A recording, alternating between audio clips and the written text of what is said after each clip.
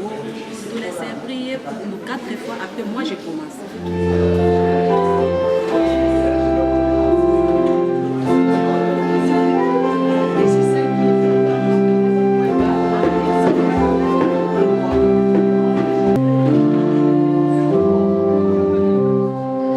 Je me suis rendu compte qu'il y avait des gens d'autres pays, que ce soit de différents pays d'Afrique, des Arméniens, puis aussi des Kosovars.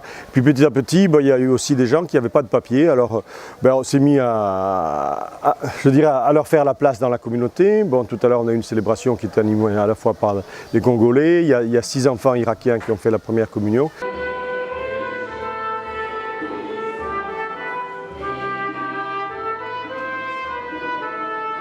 C'est vrai qu'on essaye, je dirais, d'accompagner à la fois humainement et spirituellement nos frères qui viennent d'ailleurs.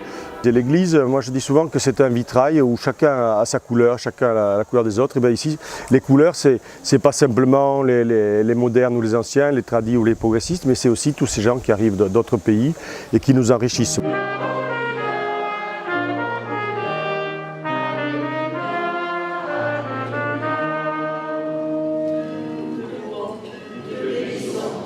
Bien sûr, on les aide pour les papiers, pour un certain nombre de choses, mais l'aide est dans les deux sens. Les Arméniens qui sont ici arrivent de Russie, vivent des choses très difficiles en Russie, mais arriver ici, comme leur pays n'est pas en guerre, c'est compliqué pour avoir les papiers. Donc c'est là qu'on va les aider.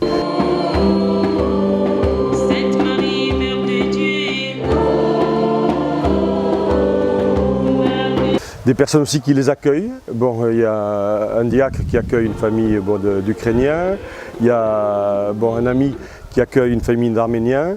La paroisse elle-même accueille des gens du Kosovo, et puis il y a une dame qui accueille une famille du Congo.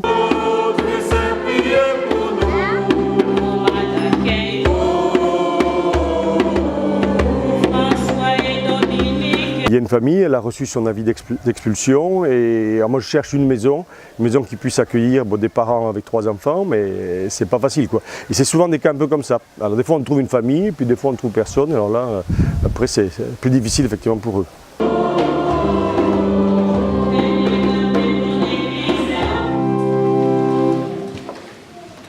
Quand on voit des petits pays comme la Jordanie ou le Liban, eux, ça ne se compte pas par milliers, mais par millions, les gens qu'ils ont accueillis. Et je pense que la France, on est encore assez riche pour accueillir beaucoup de monde, pour partager. Et un peu comme disait Mère Teresa, je suis riche de tout ce que je donne. Et nous, on se ferme un petit peu sur ce qu'on a.